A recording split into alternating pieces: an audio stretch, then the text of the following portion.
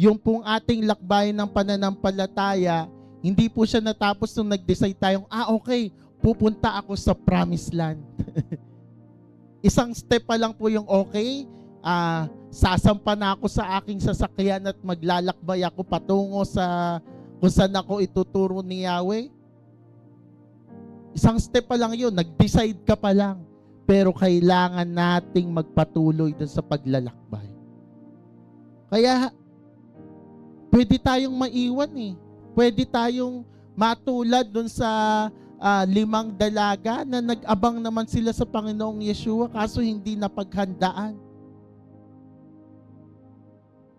Nawala yung apoy. Sa atin naman po sa paglalakbay natin, mahal ang diesel, mahal ang gasolina ngayon ulit. Napakasakit, no Cardo? Pero sa ating pananampalataya, nawa, wag din tayong maubusan ng langis para makapagpatuloy tayo sa paglalakbay. Kasi pag naubos yung langis, wala. Matitigil tayo, mahihinto tayo. Ganun po kasi hindi man naligaw, naubusan naman ng karga. At kapag naubusan ng karga, diyan na pwede pumasok ang kaaway. Ibang karga na ang i-offer sa atin.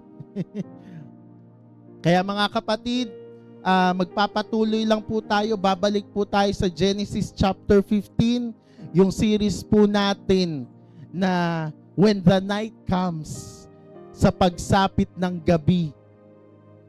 Ano po ba ang maaaring gawin ng Panginoon? At yun din namang mga threat ng kaaway na dapat nating kaharapin. Kasi Mark, pagsapit ng gabi, nandyan ng dilim, nandyan pwedeng magtago, nandyan pwedeng maraming mangyari na di natin inaasahan. Kasi bakit? Madilim, wala tayong nakikita. Pwedeng nakakatakot, pwedeng yung walang kasiguraduhan. Pero kaya po natin pinag-aaralan nito doon po sa nangyari kay Abraham nung gabing iyon sa Genesis chapter 15. Titingnan po natin kung paanong kumilos si Yahweh sa kanyang buhay. Amen po. At ngayon po, ifo-focus natin yung topic po natin na fear in the night. Yung takot sa gabi. Sino po ba dito ay yung takot sa dilim? Ayan, mga bata, maraming takot sa dilim. Di ba? Yung bakit ba kayo natatakot sa dilim? Bakit takot pag pag gabi na? May aswang. Hindi, kasi yan po yung nakikita natin, di ba? Yan yung impluwensya, yung kultura po natin bilang mga Pilipino, di ba? May manananggal, may kapre, may white lady. Pero alam naman natin, hindi totoo yung mga iyon. Pero nandun po yung notion.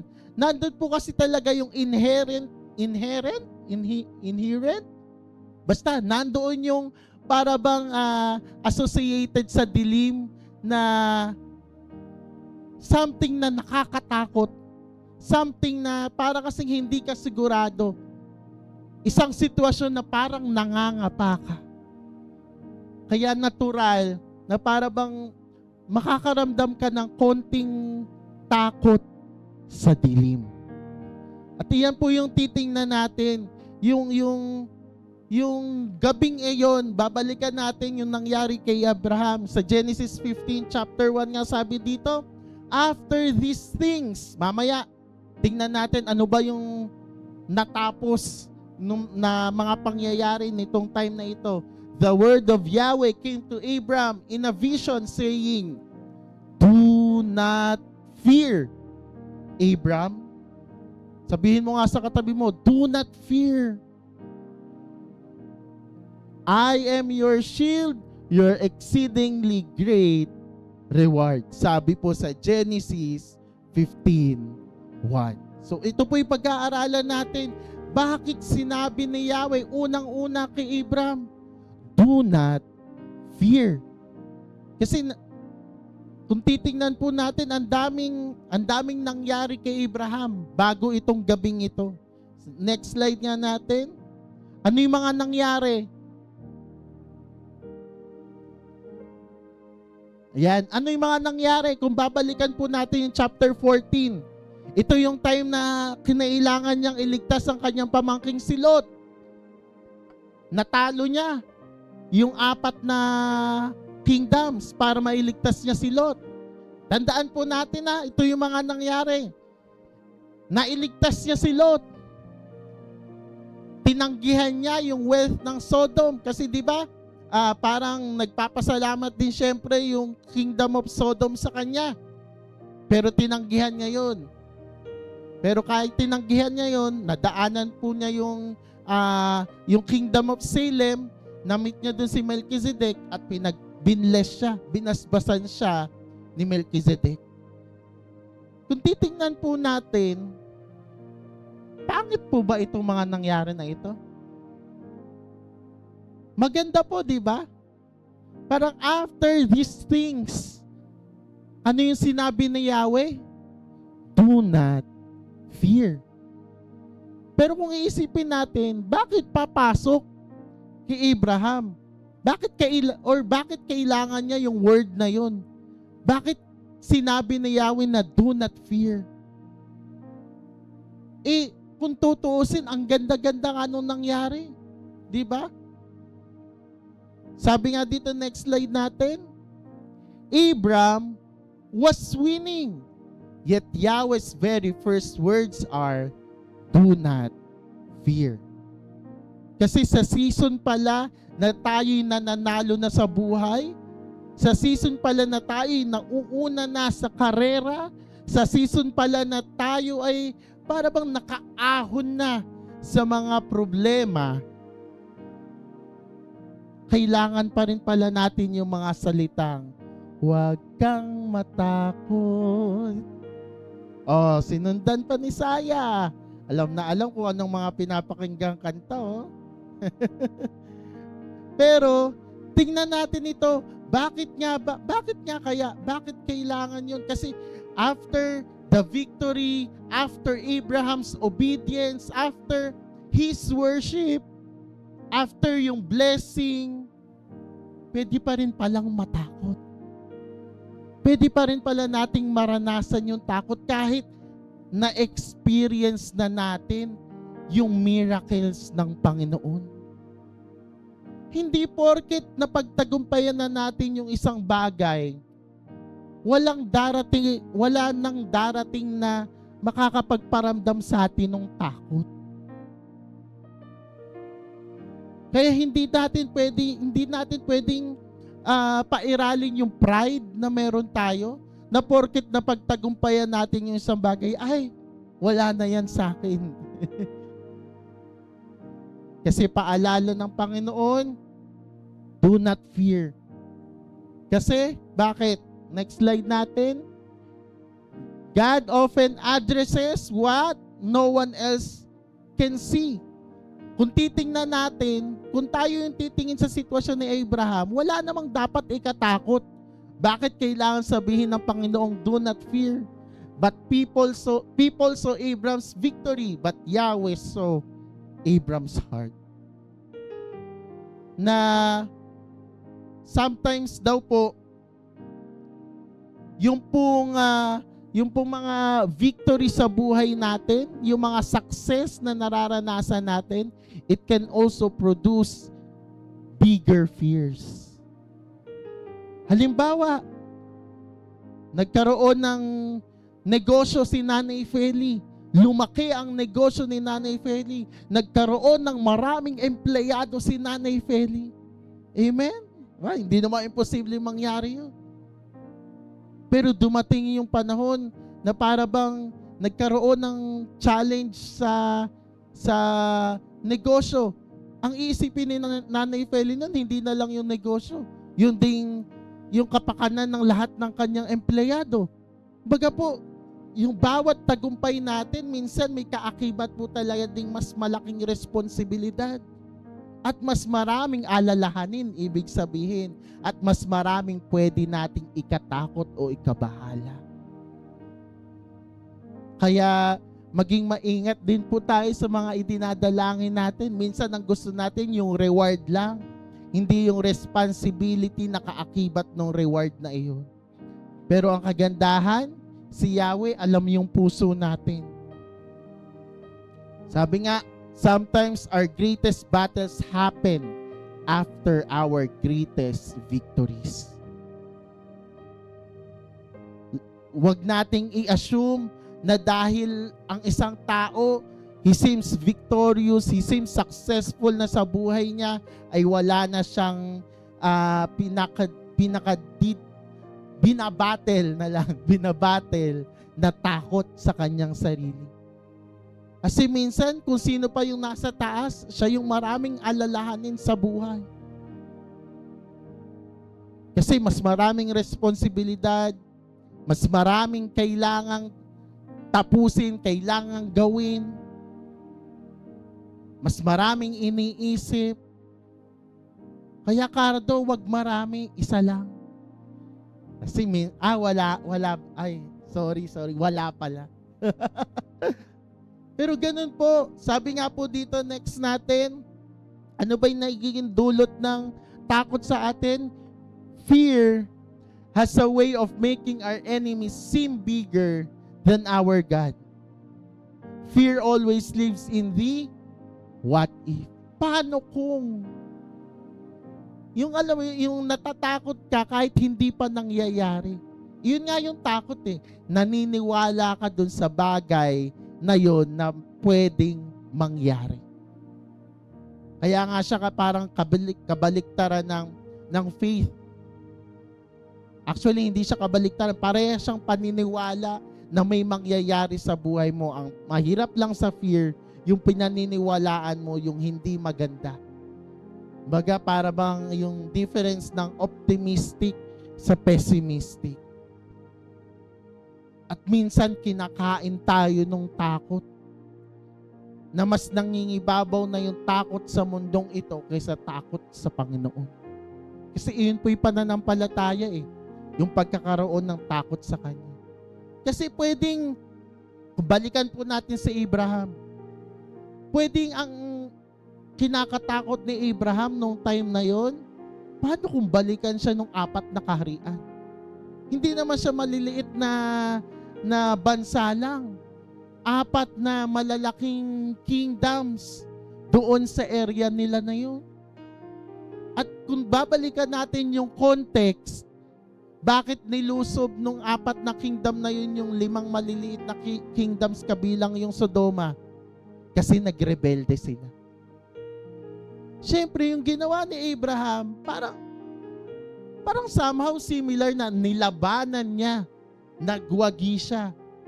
Pero dun sa victory na yon, there will be always a question na, babalikan ba ako nitong mga to? Gagantihan ba nila ako? Babawian ba nila ako dahil dun sa ginawa kong pagliligtas kay Lot? Kung kaya naman, kung babalikan niyo yung Genesis chapter 12, pinangakuan na siya ni Yahweh. Bibigyan kita ng maraming anak, manggagaling sa iyo ay isang malaking bansa. Pero up to this moment, hindi naman sila bata pa ni Sarah. Hanggang ngayon, wala pa silang anak. Pwedeng what if niya, what if hindi mangyari yung pangako ng Panginoon sa akin? What if mamatay kaming mag-asawa na wala man lang kaming tagapagmana? Napakaraming pagpapagal para muling maiahon ng buhay, mapasagana ang hanap buhay. Kaso, paano kung wala naman palang magmamana ng lahat ng ito?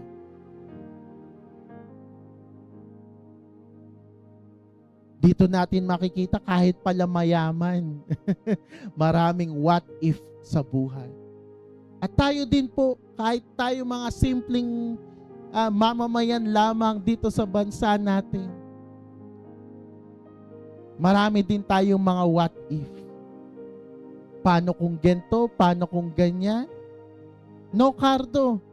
Paano kung ikaw na lang sana? Maraming what if sa buhay. At lahat ng what if na yon kailangan nating harapin at pagtagumpayan. Kasi minsan yung mga tanong natin na yan, yung mga what if na iyan yung humihila sa atin. Hindi man tayo iligaw, pinapahinto tayo sa lakbaying pananampalataya natin. Hino-hold back tayo. Yung nando ka na sa susunod ka na talaga ng buong buo, tas biglang may ipapasok ang kaaway sa isip mo na ganito, paano na to? Paano na ihanap buhay mo? O kaya naman, paano na yung nakahandang kung anumang reward ng mundong ito sa'yo? Di iiwan mo to, di ba? Di ba, kay Josiah, di kailangan mo siyang iwan, di ba? O kaya kay Aaron. Ha? Yung ang ganda-ganda na ng ang ganda-ganda na ng pagkakaibigan ni Aaron at nung kaibigan niya, tapos biglang sinabihan ni Pastor Jordan, hindi pwede yan. Dapat mag-focus ka sa ministry, sa pagiging anak sa iyong magulang, at sa iyong pag-aaral. Ba naman yan? Pwedeng matanong ni Aaron sa sarili niya, paano kung may ibang manligaw? Uy. Ha? Kaibigan lang pala. Mali pala yung context ko. Di ba? Na ang dami talagang ang daming pwedeng mangyari sa atin dahil lang sa simpleng tanong na paano kung. Pero normal naman po sa atin na matakot. Wala pong tao na hindi natatakot. Sabi nga po dito, next natin, it is a human response. Normal po sa atin na makaramdam ng takot. Si Pastora Tricia, may lumipad na manok sa harap niya, matatakot yan. Kahit anong may pakpak. Hindi nga makakain ng pakpak po si Pastora Tricia. Nai-imagine na niya yung mga feathers. Lahat po tayo may takot. Pwede sa mga bata, sa dilim, parang nai-imagine na nila na biglang may mga kung ano-anong elemento na pwedeng sumulpot dyan, kahit hindi naman totoo. Pero it is normal na matakot. Pero remaining in fear is a spiritual choice. Kasi iba po yung response, yung human response lang sa inalagaan mo na sa puso mo. Kumbaga parang nagulat ka lang. Response yun.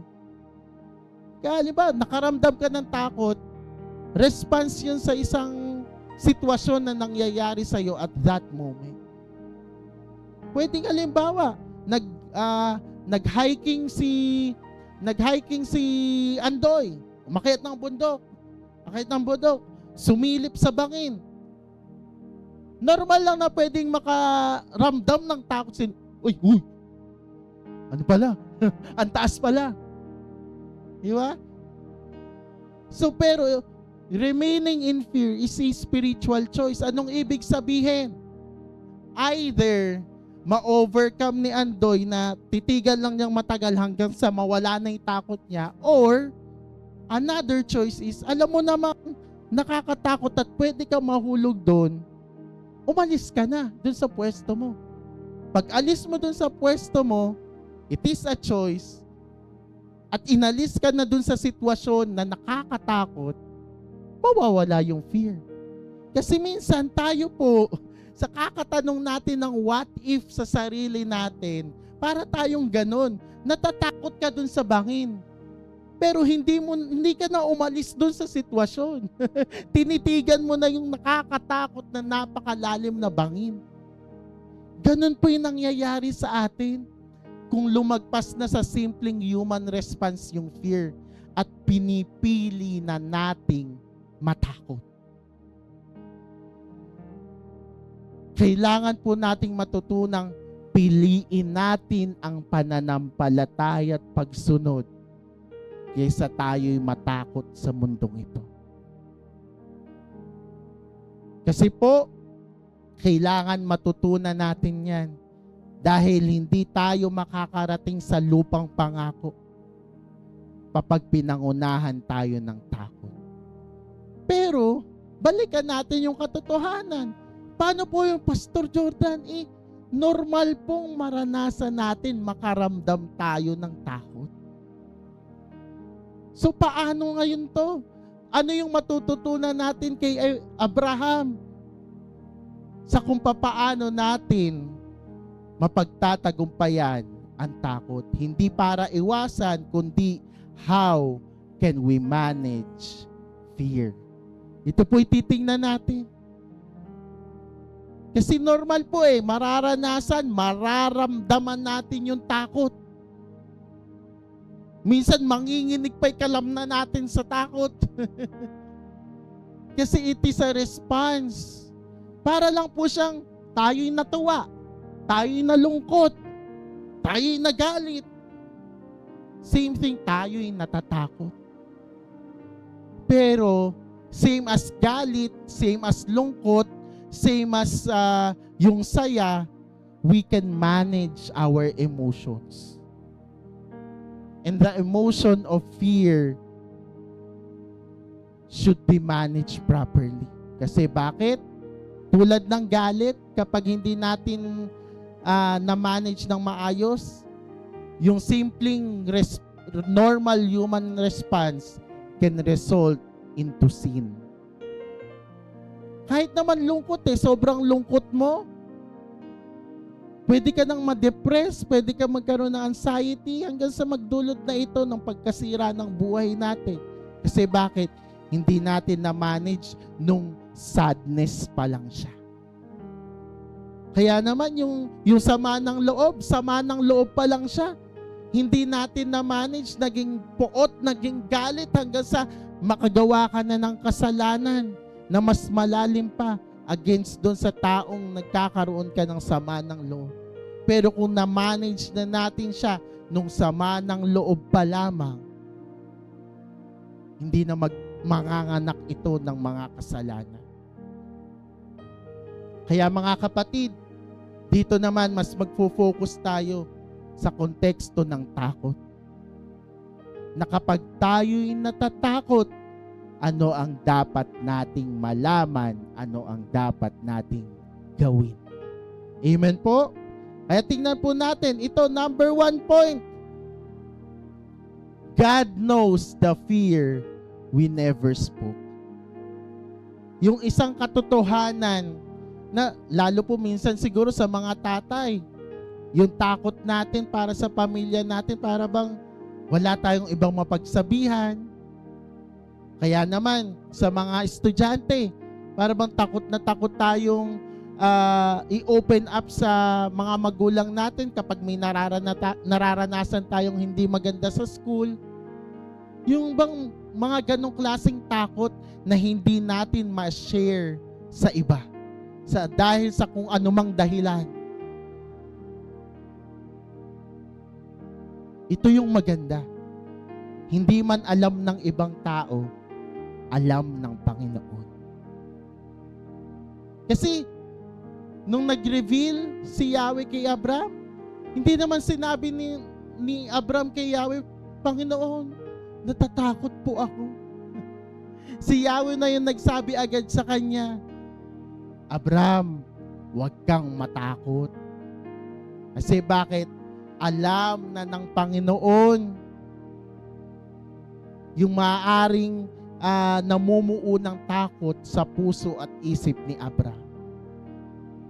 Pinapakita nito yung napakagandang katotohanan patungkol sa ating Diyos.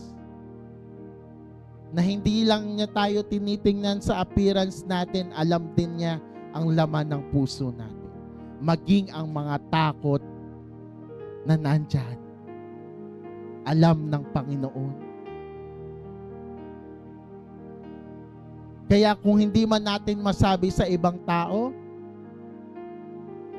napakagandang tanggapin natin itong salita na ito, alam ng Panginoon. Sabi nga po sa Psalm 139, ako'y iyong sinisiyasat, batid mo ang aking buhay.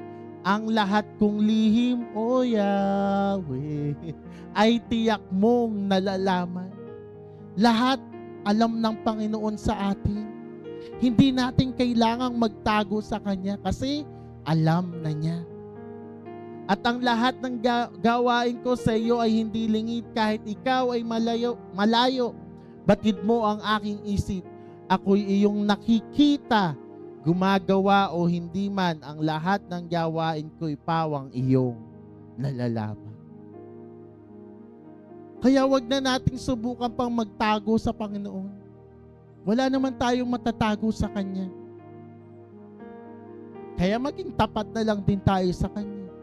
Pwede tayong magtago sa ibang tao pero hindi tayo makakapagtago sa Panginoon. Sabi pa nga po sa Matthew chapter 6, ngunit kapag mananalangin ka, pumasok ka sa iyong silid at isara mo ang pinto, saka ka manalangin sa iyong Ama na hindi mo nakikita, at ang iyong Ama ay nakakakita ng ginagawa mo ng lihim, ang siyang magbibigay sa iyo ng gantimpala. Alam na ng inyong Ama ang nasa langit ang inyong kailangan bago pa ninyo ito hingin sa Kanya. Natatakot tayo, malungkot tayo, nahihirapan tayo, ang dami nating iniisip, alam yan ng Panginoon.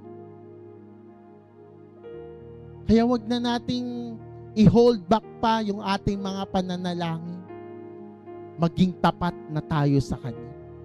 Pagtapat natin lahat sa Kanya. Minsan ganyan naman mga magulang, di ba? Yung kahit alam natin, pero hindi natin ini-impose agad sa mga anak natin. Na anak, ganito, ganyan. Hinihintay natin sila na magtapat sa atin. Kasi there is power in confession. Kailangan maging tapat tayo sa Panginoon, lalo sa mga takot natin sa buhay. Ano ba yung mga takot natin na yan? Minsan ba sa mga panalangin natin na isama na natin yan? Cardo, na idalangin mo na ba ang takot mo? Kasi kahit ang pinakamatapang na tao sa mundo, may kinatatakutan niya. Takot tayong may mangyari sa pamilya natin. Dinadalangin ba natin sila kay Yahweh? Takot tayong may mangyari sa hanap buhay natin. Idinadalangin ba natin yun kay Yahweh? Takot tayong mabigo sa buhay. Idinadalangin ba natin ang ating mga buhay kay Yahweh? Maging tapat tayo sa Kanya. Kasi sa Kanya manggagaling yung ating pag-asa. Sabi nga po sa Psalm 56:3, kapag ako'y natatakot, o aking Diyos na dakila, sa iyo ko ilalagak pag-asa ko at tiwala. Huwag po nawang mangyari na last resort na lang si Yahweh. Na pag wala na lang talaga tayong malapitan, para no choice eh. Hindi dapat ganun. Dapat laging una nating lalapitan ng Panginoon. Natatakot po ako. Panginoon, mag-e-exam po ako pero baka bumagsak ako, natatakot po ako. Panginoon, parang ang bigat-bigat ng expectation sa akin ng pamilya ko, ng mga tao sa paligid ko, natatakot ako. Panginoon, parang walang nangyayari sa buhay ko ngayon . Parang nakakatakot na. Gaano tayo katapat sa ating mga panalangin? Kasi iyon lang naman yung kailangan. Bakit? Alam naman na ng Panginoon. Kailangan lang nating maging tapat sa Kanya. Yun po yung unang lagi nating tatandaan. Alam na ng Panginoon ang ating mga takot. Kaya tuwing natatakot tayo, lumapit na tayo dun sa nakakaalam na. At pangalawa po, tingnan po natin ang Panginoon ang ating kalasag. God is our shield. Sabi nga po doon, di ba? Doon sa verse 1, ako, sabi ni Yahweh, after nung huwag kang matakot, ako ang iyong kalasag na mag-iingat sa'yo. Ang Panginoon daw ang ating kalasag. Kasi minsan bakit may nakakaramdam tayo ng takot? Kasi may panganib. Kasi may pwedeng sumalakay. Kasi baka tamaan tayo ng kung ano pa man. Pero napakaganda nung sinabi dito ni Yahweh, si Yahweh ang ating kalasag. Sabi nga po dito, next slide natin.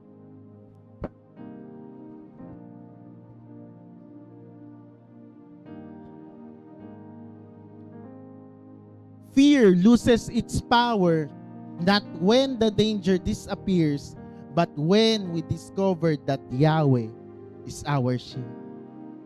Kasi hindi naman po mawawala yung pangamba. Nasa mundo pa rin po tayong ito. Punong-puno ng pangamba, punong-puno ng problema. Pero ang kagandahan, si Yahweh ang ating kalasag. Hindi tayo dapat mangamba. Kasi andyan na, si word ni Yahweh yun mismo kay Abraham na siya mismo ang ating kalasag. Next po natin, ito po yung maganda. Sabi po dito, ito yung isa sa pinaka-personal covenant declarations ni Yahweh sa kanyang bayan. Dito, kay Abraham pa lang.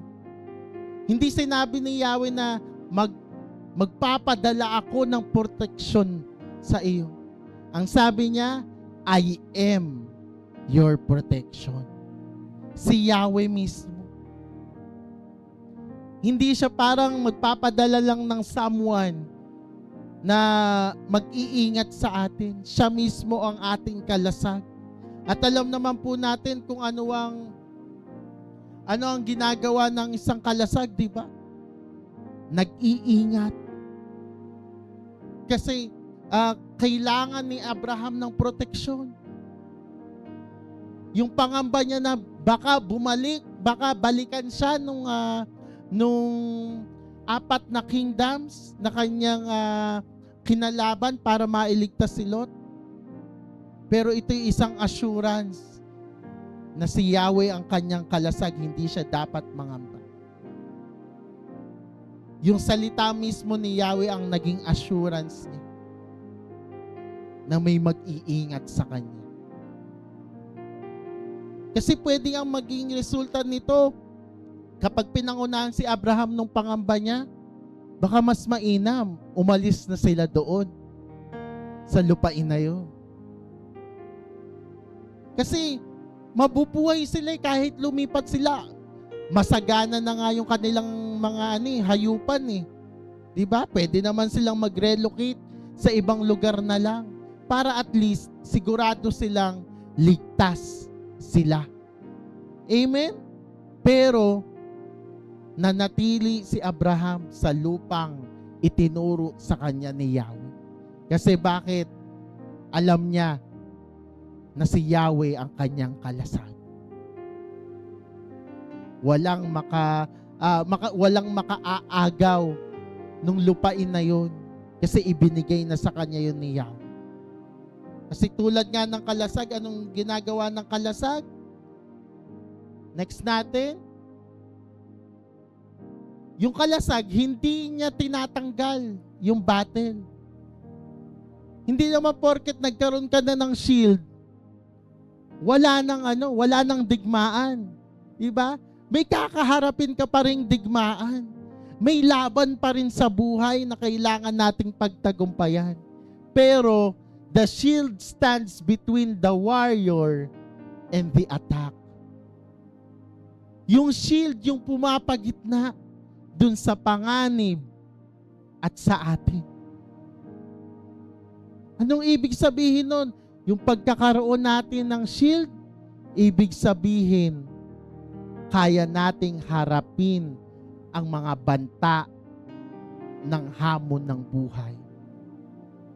Hindi niya inaalis yung mga banta, nandyan pa din, pero may pumapagitna. Amen? The shield receives what was intended for the soldier. Na imbis na tamaan tayo ng mga palaso, imbis na tayo ay matusok ng sibat o mahiwa ng ang Tagalog ng sword? Espada. Ang unang tatamaan, yung kalasag.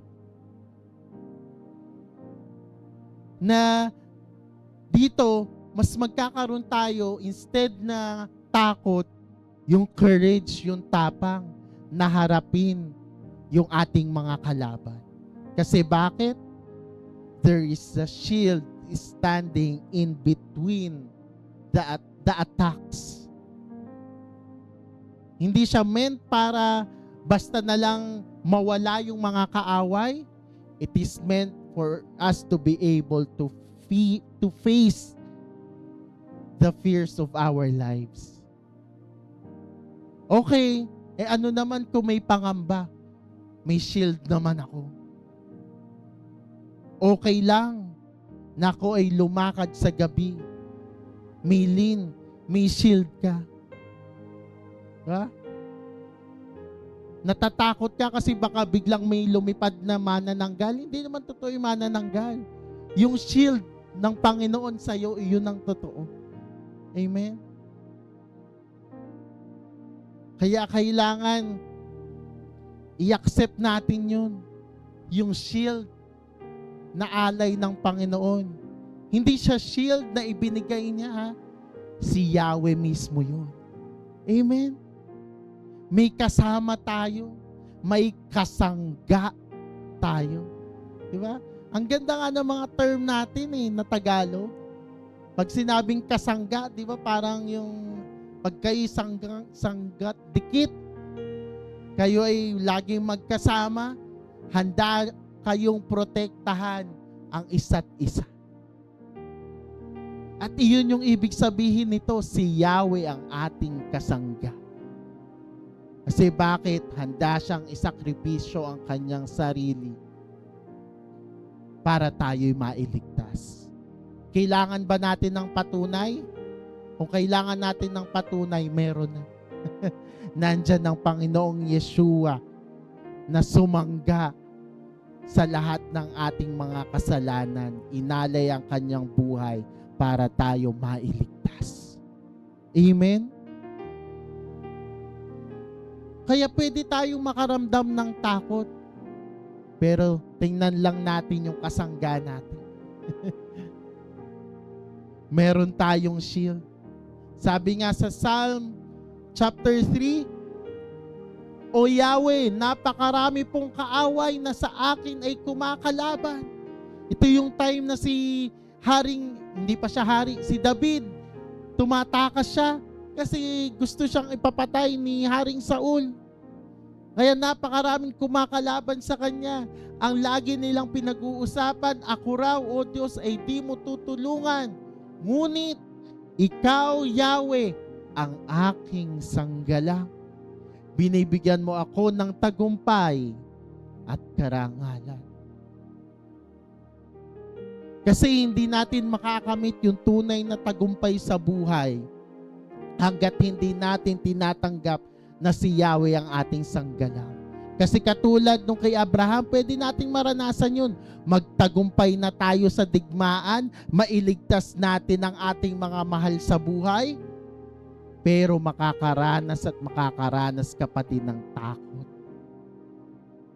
Pwede ka pa rin kainin nung pangamba. Hindi porket nanalo ka ngayon, ligtas ka na sa hinaharap. Pero dahil kalasag natin si Yahweh, alam nating may mag-iingat sa atin. Kaya hindi pwedeng, halimbawa, nagkaroon ka na ng trabaho, ibig sabihin ba mawawala na yung pangamba? Hindi. Nandun yun lagi. Basta ang mahalaga, wag din nating kakalimutan, nandyan man lagi ang mga pangamba, nandito rin ang ating sanggala. Amen? Kasi kapag tayo po mga kapatid, lagi tayong napapangunahan ng takot. Para bang ang ginagawa natin, iniiwan natin yung sanggalang natin. Kinakalimutan natin si Yahweh. Yan, lagi nating isusuot ang ating mga sanggalang para maranasan natin yung tunay na tagumpay at karangalan sa buhay. Ang tunay na tagumpay at karangalan sa buhay ay hindi ang makaahon sa kahit anumang pagsubok sa buhay. Ang tunay na tagumpay at karangalan ay yung katotohanan na si Yahweh ang ating sanggala. Kasi kahit anuman ang marating natin sa buhay natin, may darating at darating na bagong mga pangamba, bagong mga pagsubok. Kaya kailangan natin si Yahweh. Sabi pa po sa Psalm 18:2, si Yahweh ang aking batong tanggulan, ang aking tagapagligtas, Diyos at kanlungan, tagapag-ingat ko at aking sanggala. Lagi po natin yang isa sa puso. Sabi pa po sa Deuteronomy 33, verse 29, Bansang Israel, ikaw ay mapalad, walang bansa na iyong katulad, pagkat si Yahweh ang sa iyo'y nagligtas. Bakit sila walang katulad? Hindi dahil sa magaling sila, hindi dahil sa narating nila sa buhay, kundi dahil sa iniligtas sila ni Yahweh. Iyon lagi nating tatandaan. Hindi nakapit ng Israel ang karangalan, yung tagumpay dahil sa kung anumang nagawa nila, kundi dahil sa pagliligtas ni Yahweh. At ganun din po sa ating mga buhay.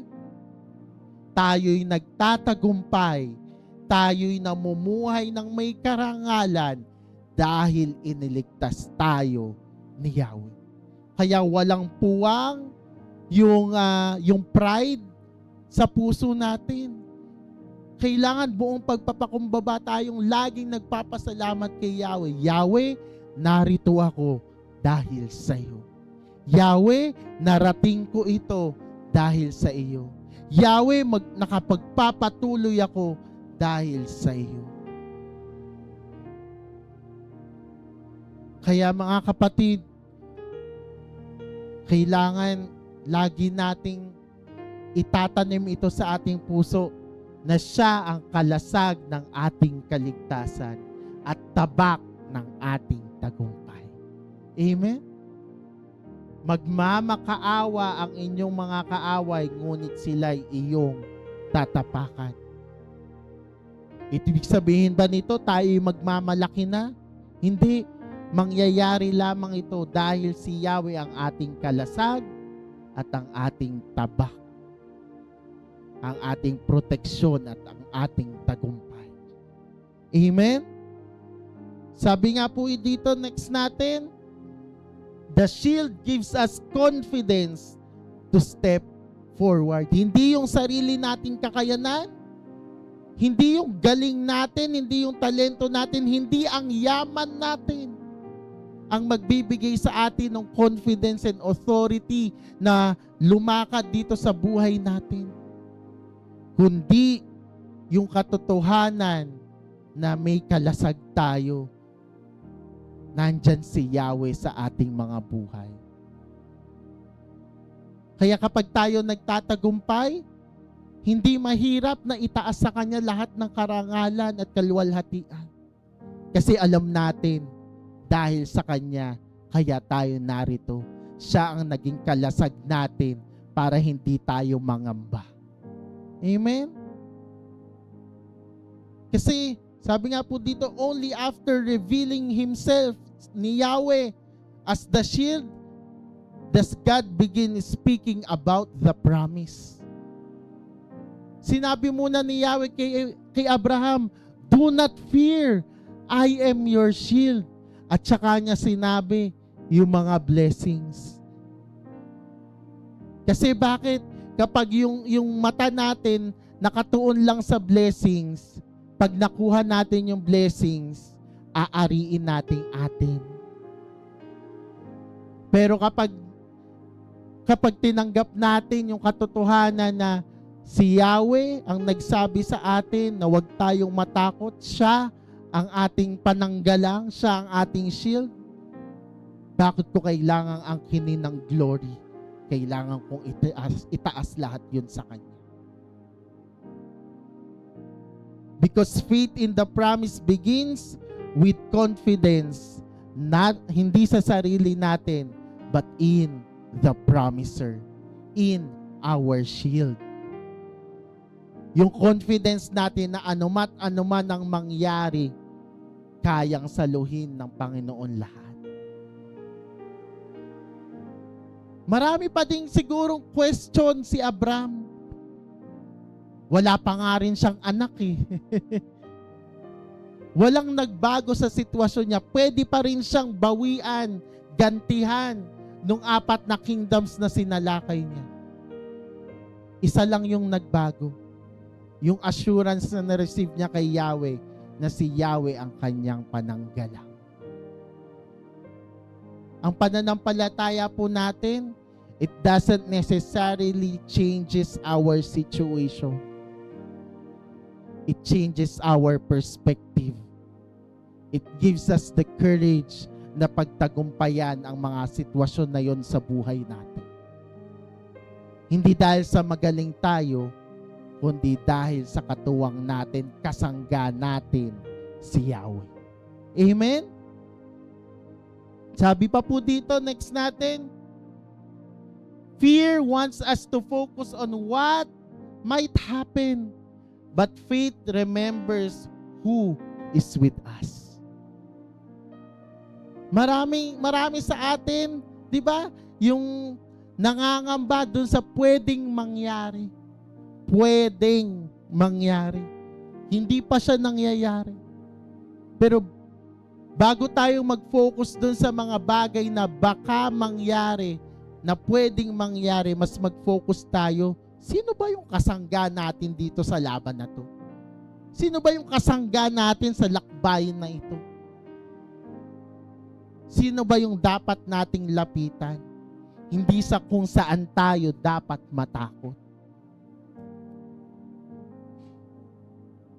Sabi nga po dito, next slide natin, when fear comes, let's remember our shield. Let's talk to the shield and let's stand before the shield. Kasi po, yung shield, baliwala yan. Hindi tayo mapoprotektahan yan kung hindi tayo tatayo sa likod niyan. Ibig sabihin, ang mangunguna lagi, yung shield. Tayo, hahakbang forward, nasa harap natin, yung shield. We will be guided by the shield. Baliwala yung shield kung lalakad ka, gusto mo ikaw yung manguna sa buhay mo, nakasukbit lang sa likod yung shield.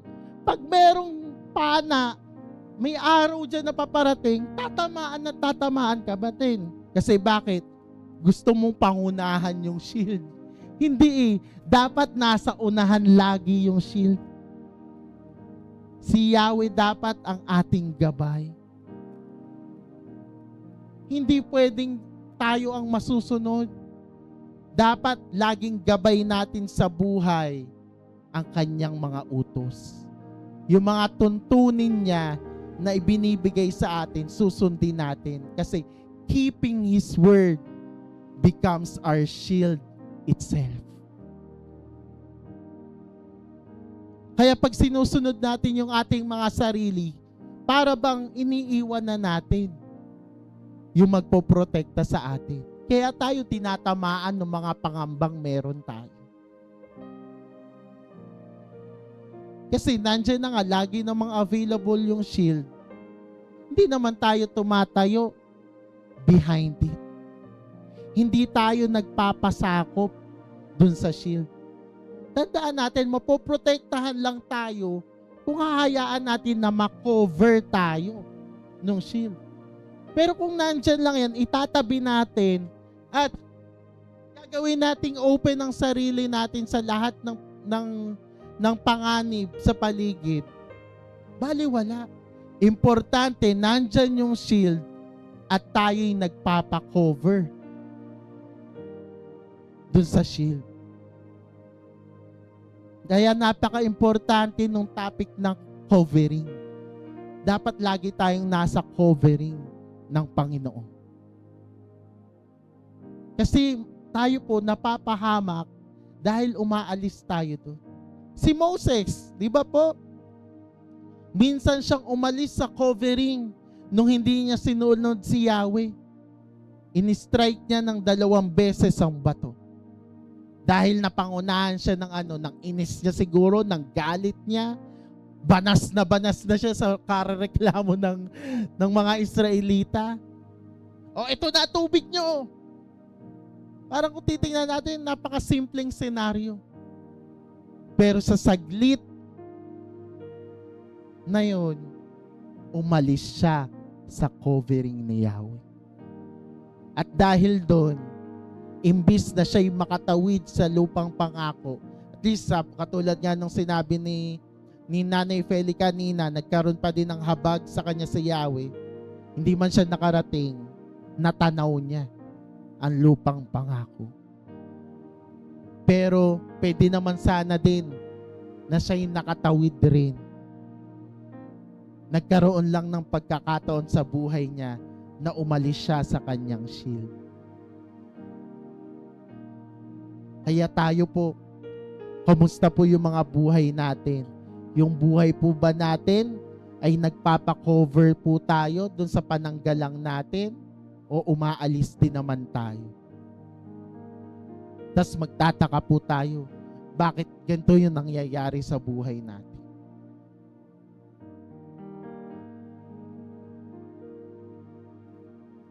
Sabi nga po dito, next natin, the absence of fear is not our security. The presence of our shield is. Hindi naman mawawala yung takot. Hindi naman po kasalanan na makaramdam tayo ng takot. Ang kasalanan po, makalimutan natin na may shield tayo at kainin na tayo ng takot na yun. Kaya sinasabi ni Yahweh, huwag kang matakot. Kasi nandito ako. Huwag kang matakot. Hindi siya yung huwag kang matakot, gawin mo lang kung ano ang gusto mo. Kundi, huwag kang matakot, ako ang iyong kalasag. Anong ibig sabihin nun? Huwag kang matakot at magpasakop ka sa aking mga tuntunin. Kasi minsan yung term na huwag matakot, parang lalo sa mga kabataan, ang isip nila, gagawin ko ng lahat ng gusto ko kasi poprotektahan naman ako. Hindi eh. nasa requirement na dapat we are within the coverage of the shield. Amen? At nandoon ang tunay na security. Kapag tayo nasa loob ng bakod ni Yahweh. Kasi kapag nasa loob tayo ng bakod ni Yahweh, nasa loob tayo ng kanyang salita, ng kanyang mga tuntunin, hindi tayo magagapi ng kaaway. We are in His territory. Kaya yun po yung ibig sabihin na God, Yahweh, is our shield. Kaya huwag tayong matakot. Kaya pwede nating manage yung ating fear. And lastly, number 3, bukod sa God is our shield, God is our reward. Kasi minsan, sabi nga po dito, do not be afraid. Alam na ng Panginoon na tayo may takot. I am your shield and your exceedingly great reward. Kasi minsan yung takot, hindi lang po siya pumapasok dahil may mga threats, may danger sa paligid natin. Ano pa yung isang klase ng takot? Yung takot na baka mawalan tayo. Yung takot na yung kung ano yung meron sa atin, baka maagaw pa. Bakit puno ng padlock ang ating mga bahay? Natatakot tayo baka manakawan tayo. Diba? Next slide natin. Fear often grows from worrying about what we might lose. Pera man yan, seguridad man yan, reputation natin, relationships, opportunities. Diba, Josiah, Aaron? Minsan takot tayong mawala yung relationship. Na minsan parang, bakit ito yung kailangan kong surrender? Pero, pinaalalahanan ni Yahweh si Abraham, Abraham, I am your greatest treasure. God reminds Abraham that the greatest treasure is not what Yahweh gives him, but Yahweh Himself. Si Yahweh ang ating pinaka natatanging kayamanan. Hindi po natin kailangan ng lahat ng ito kung wala naman si Yahweh. Kaya paano tayo matatakot kung mawawala ito? Kung nasa atin naman si Yahweh. Nasa atin naman ang Panginoon. Our God is enough. Amen? Ba tayo matatakot sa mga bagay na nawawala sa atin o pwedeng mawala sa atin? Kung alam naman natin na kasama natin, kasangga natin, yung greatest treasure na pwede nating ma-receive sa mundong ito. Kaya Cardo, okay lang na nawala siya. Nasa iyo naman si Yahweh. Amen? Okay lang na isurrender natin yung lahat ng bagay sa mundong ito. Alang-alang sa Panginoon. Sabi nga dito, next slide natin, kung babalikan natin si Abraham, Abraham had just turned down material riches from the king of Sodom. Di ba tinanggihan niya lahat ng iyon? But God assures him that he has lost nothing of lasting value. God's blessing is greater than any earthly gain. Ano naman kung isusuko mo yung promotion mo? Ano naman kung isusuko mo yung buhay sa ibang bansa? Ano naman kung isusuko mo yung napakalaking pera na pwede mong kitain? Aaron, ano naman kung isusuko mo siya?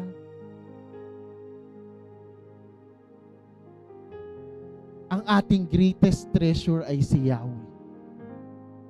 Di tayo dapat mangamba sa kung ano mang pwedeng mawala. Kasi minsan dyan tayo nalilinlang ng kaaway. Yung fear of loss. Sige ka, kapag hindi mo yan, pag pinalampas mo pa yan, sayang. Ito yung mawawala yung pwede mong, yung mawawala yung sana'y kikitain mo na. Mawawala yung ganito, mawawala yung ganyan. Kaya naman, sa ganito ka nakilala, dyan sa lugar nyo, tapos, isusuko mo yan dahil lang sa pananampalataya mo.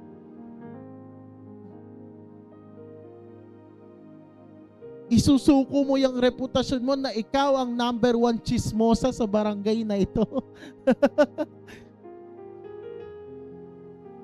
May mga isusuko tayo minsan ng mga pagkakaibigan. Kasi may mga kaibigan tayong hindi naman willing natanggapin kung ano yung pananampalatayang meron tayo.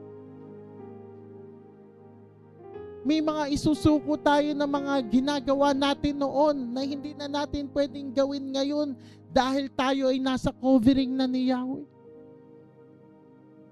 Huwag nating panghinayangan yung mga pwedeng mawala kasi bakit? God is our reward. Siya ang greatest treasure natin.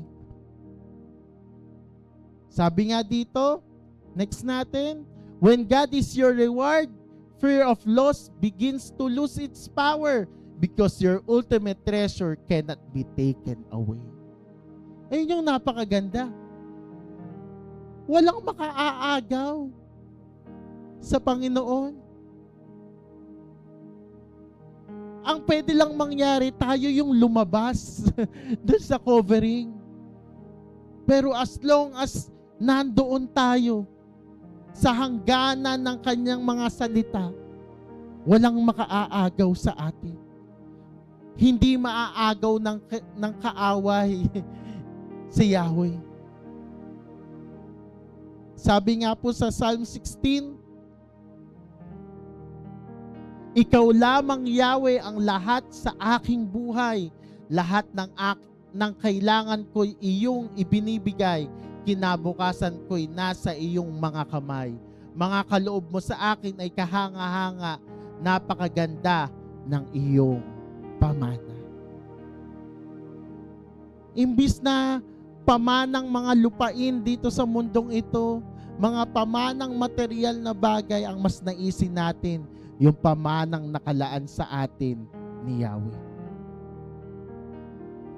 Yahweh is our greatest treasure. Kaya, yung mga salita niya, tinetreasure yan. Hindi yung pasok dito, labas sa kabila. Itinatanim sa puso natin, pinagyayaman lalo. Kaya wag po nating babaliwalain yung mga Shabbat school natin, Bible studies, ito pong pakikinig natin. Ito pong mga salita na ito, kayamanan yan. Kayamanan ito.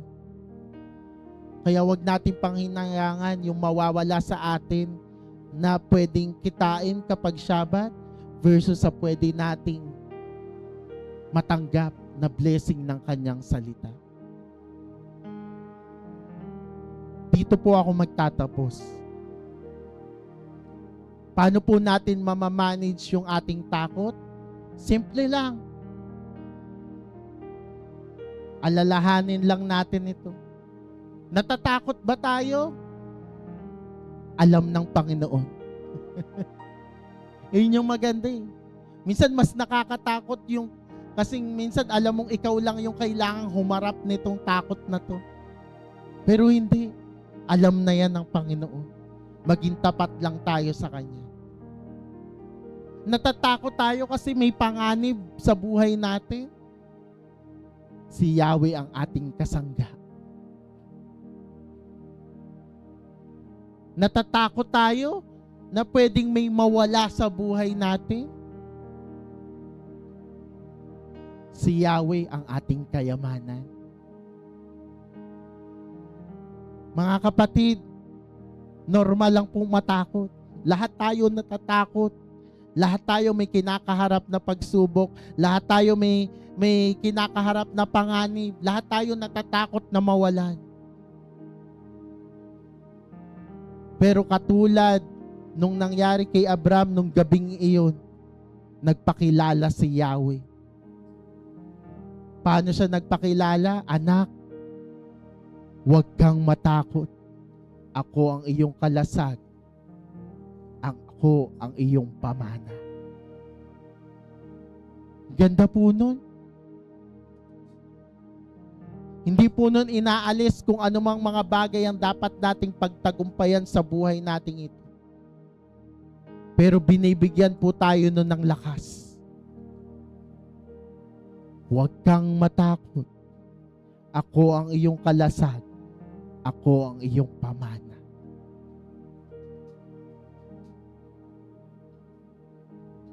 Kailangan lang natin magpasakop sa Kanya. Kailangan natin maging tapat kasi wala rin naman tayo maililihim na sa Kanya. Para bang ano pang sense na maglihim sa taong alam na ang mga nangyayari. At buti na lang may isa na siguradong nakakakilala sa atin. Amen? Na wala tayong maitatago sa Kanya. Kilalang kilala niya tayo. Kilalang kilala ka niya.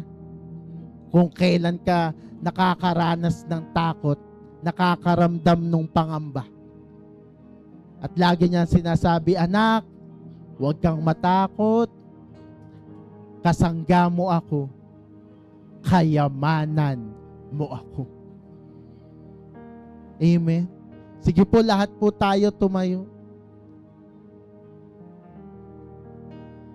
Nawa tumatak po sa ating puso't isipan yung mga katotohanan na ito. Di ka dapat mangamba dahil nandyan siya.